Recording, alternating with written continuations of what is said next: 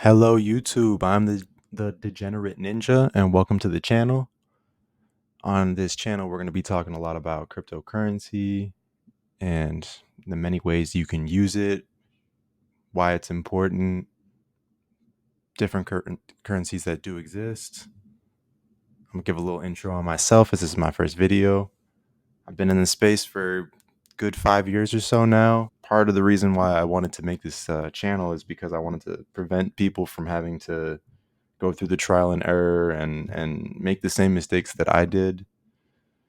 I also started to realize this is the first we're in the early stages, but this is the first bull run that I'm actually, participating in the social aspect of things, getting on Twitter, really, participating in a more active sense. In the past, I might have checked out different DeFi applications, and I might have, looked at OpenSea, looked at DeFi, I'm sorry, NFTs and stuff like that. But I wasn't tapped in with projects. I was just watching crypto banter and fucking Ben Armstrong jerk off and talk about how everything's going to be, we're going to see a $1 million Bitcoin this run. Like all this, all the hopium and all that stuff. That was really what I was consuming as content. And I think it's a little dangerous. You're not really getting a ton of education from those people. You need to do your own research. And I'm not trying to say that this channel is going to take away the need for research. I actively encourage that you do your own research, but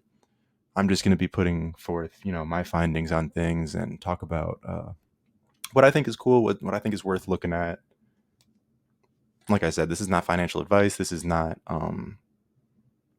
me telling you what to do. This is just entertainment and educational content themed around cryptocurrency. So I'm super excited you guys are here. This is a great time to be in. Like I was saying, this is the beginnings of what could be a fantastic bull run. For the first time ever, we got more legitimacy. We got the ETFs that have been approved. People are talking about these Ethereum ETFs.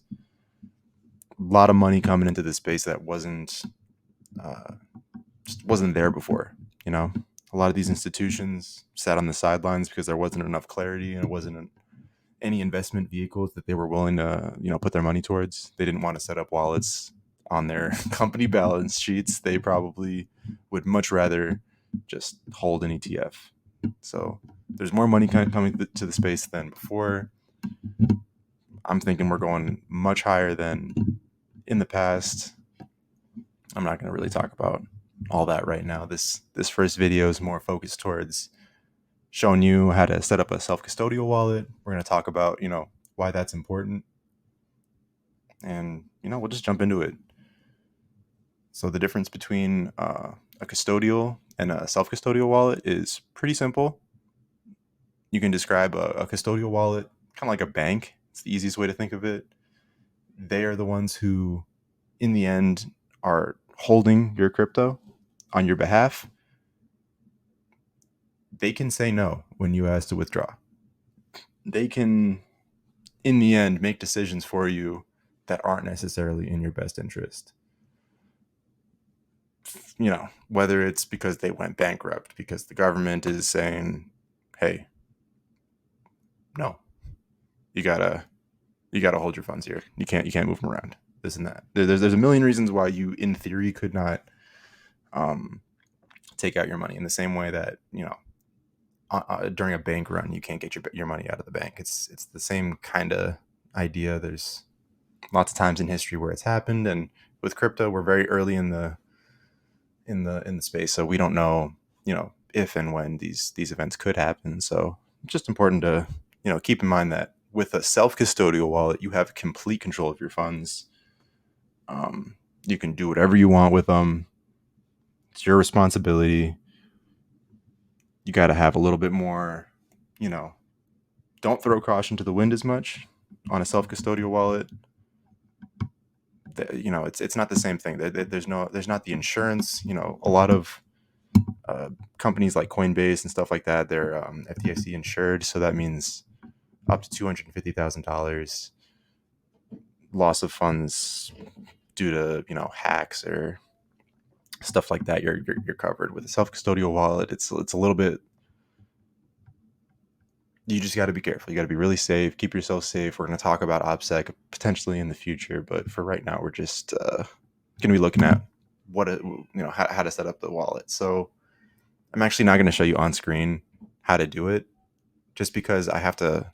You have to copy down a seed phrase, which is a list of words. It's like 12 words, and those words are used to verify that it's you, that you're the owner of the wallet. If you ever want to port it over to a different device, or something happens and you got to like just basically it's just moving to another device or stuff like that, which is why you have to keep it very safe. So first step, you're going to navigate to Leap. We're using Leap Wallet today. You can do Kepler, you can do whatever you want and still be able to participate in what we're talking about in future videos. But I like Leap a lot, so that's why we're talking about it. It's essentially a three-step process. One, go and start setting up the wallet. You're going to have that seed phrase in front of you, hover your mouse over it. It'll become visible. Write it down. Do not save it on a device that connects to the internet. Do not. I really recommend don't save it on a device. If you ever lose control of the device, if you get hacked, if some kind of security thing happens, they could potentially just take your wallet, because they probably will have your password at that point. They probably will have SIM swapped you or done. There's a million things that can happen. So you copy the seed phrase down, navigate to the next page. It's going to show you,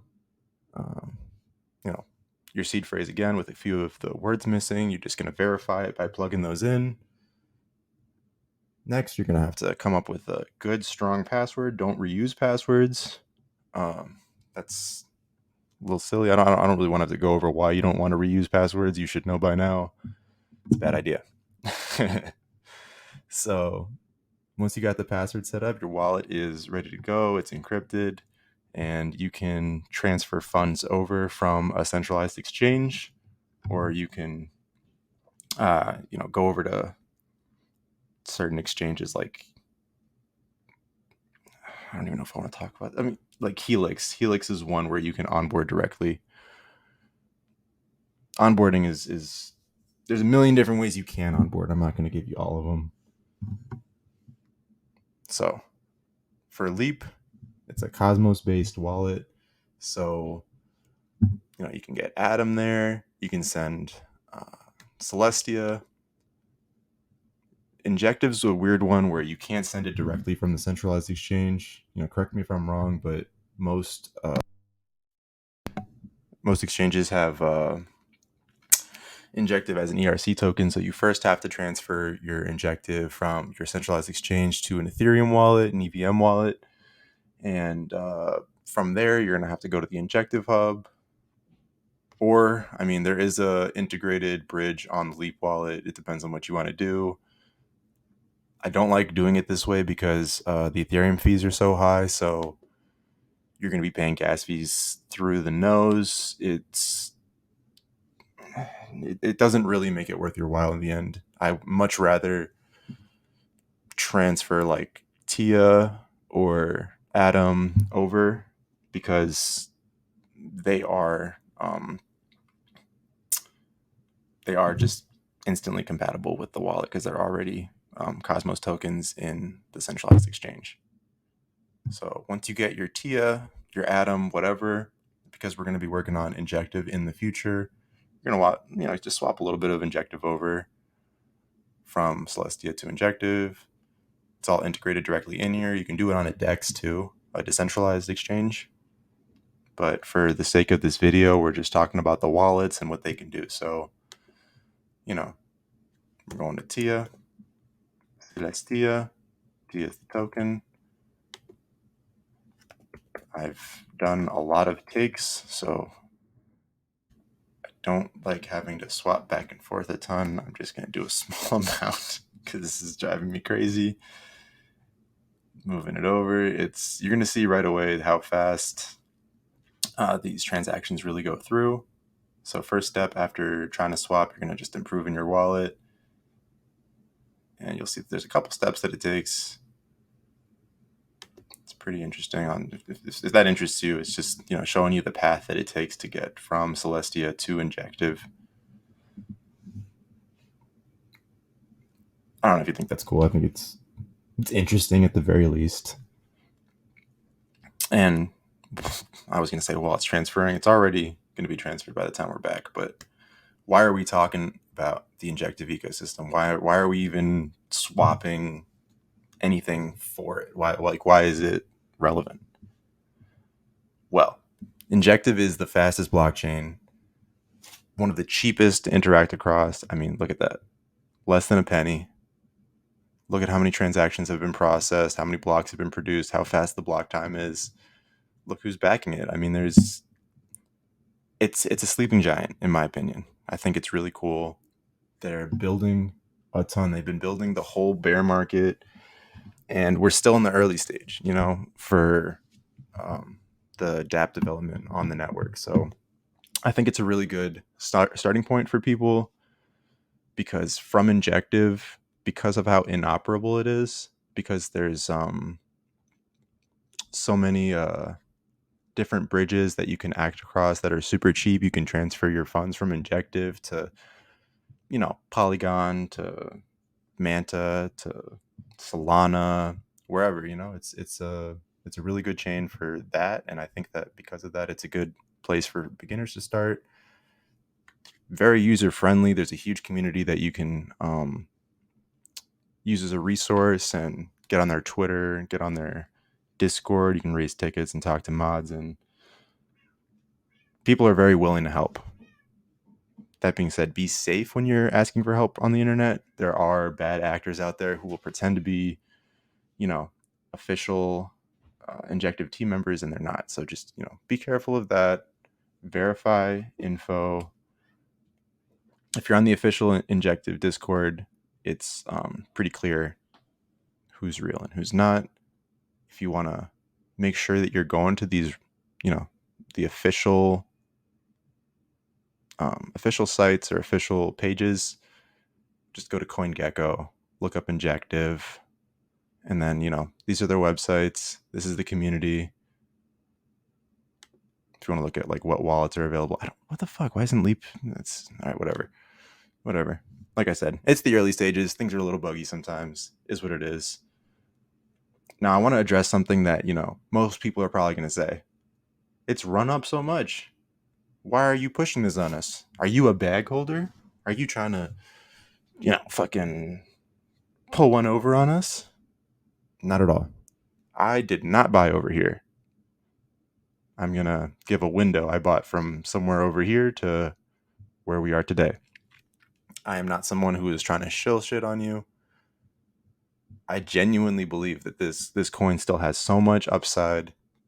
It's only number 40. I think it deserves to be in a top 10 spot. Not financial advice, just my personal opinion. So, like I said, it's a super inoperable blockchain. There's a ton being built on it. A lot of the dApps are in the early stages. So as you're exploring, you're probably going to notice that a little bit, that some of them are obviously in beta or just launched on mainnet. So there's less limitation than there used to be. There used to be just like not a ton to do. And there's more and more to do every day. Everything's getting better in terms of how seamless things are, moving from one thing to another, transferring across chains. I mean, it's just such a great time to be alive, such a great time to be in crypto. I hope that the information I'm putting forth to you is interesting to you. If you guys got any like questions, or you want to have any topics addressed in future videos, I'd really love to hear what you guys think. If you can leave some comments, questions in the comment section, that'd be awesome. I'd also really appreciate if you toss me a little like. If you smash that like button, I'd really appreciate it. If you stroke the subscribe button, I'd appreciate it even more. You know what I'm saying? So yeah, I mean, I've kind of talked about what I wanted to talk about in this first video, just setting up a self-custodial wallet. touching on the injective ecosystem. We're going to be exploring it in future videos. I'm going to be showing you a lot of really cool dApps, really cool stuff coming out. I'd love to, talk about NFTs, gaming, airdrops, DeFi in general. There's just so much in this space to explore, and I will, take your hand and lead you on this path. Don't be scared. With that being said, I am the DJ Ninja, and I am out. I'll catch you guys on the flippity flip.